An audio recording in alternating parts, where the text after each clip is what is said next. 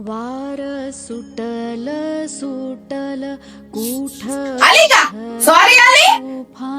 वेळ बघितलीस का काय आली? आई प्लीज, आधीच थकलेली मी खूप ऑफिस मध्ये काम करून करून. एक तर डोकं पण दुखायला लागलंय.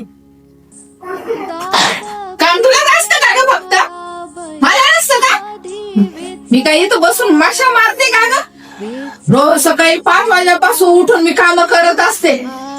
तुला एक फोन करायला जमत नाही. फोन कशाला करायचा? मी लहान बाळ आहे का की रस्ता विसरे? तुझ्या या सततच्या चौकशीमुळे गुदमर होतोय आता माझा. काय होतोय? गुदमर होतोय.